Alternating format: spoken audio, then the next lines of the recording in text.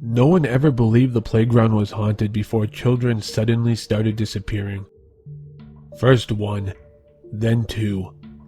After a month, the playground was left completely deserted. 10 children in total went missing in that wretched place.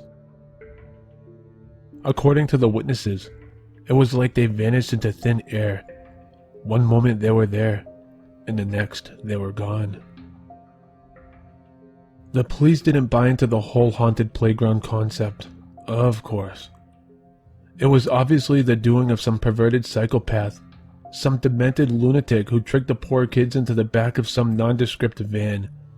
In other words, they completely disregarded every piece of factual evidence and launched a statewide investigation based on nothing but assumptions. They should have looked into the history of the plot where the playground was built. Everyone knew it. It wasn't a secret. 50 years ago, a harrowing house stood where the playground is now. And in that house, housed a little boy that grew up to become a monstrous serial killer. The Clear Lake Strangler, they called him. He terrorized the country for years, killing at least a dozen children. He was never caught, but we all knew it was David. We could see it in his eyes.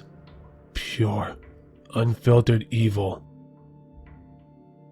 And that's why we burned down the house, with him still in it, sound asleep. The town took over the plot, and to erase their own blatant incompetence, they quickly turned the smoking ruins tainted with the deaths of so many into a colorful, vibrant playground. They'd never publicly admitted that the Clear Lake Strangler was under their noses the entire time, of course. But in turning something so detestable into such a fun and happy place, they might as well have. But now, it was tainted yet again.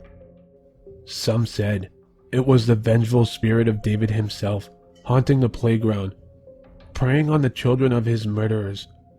Others claimed it was the lost souls of the Clear Lake Strangler's victims desperately looking for companionship in the afterlife. The police still wouldn't let go of the demented lunatic theory. They were all wrong, and they were all right. It was a coincidence, really.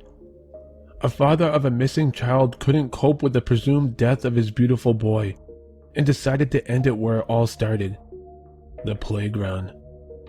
He tied the noose around a swing set, but the rope snapped as he dropped. To his surprise, he fell through the brittle concrete foundation into a dark cellar below. David never died in that fire. He was never in his bed. He hid in the cellar all these years. The father took him by surprise and was able to subdue him. They found the missing children in a surprisingly clean and lavishly decorated bedroom. They all looked so peaceful, even in death. Not a single scratch on them.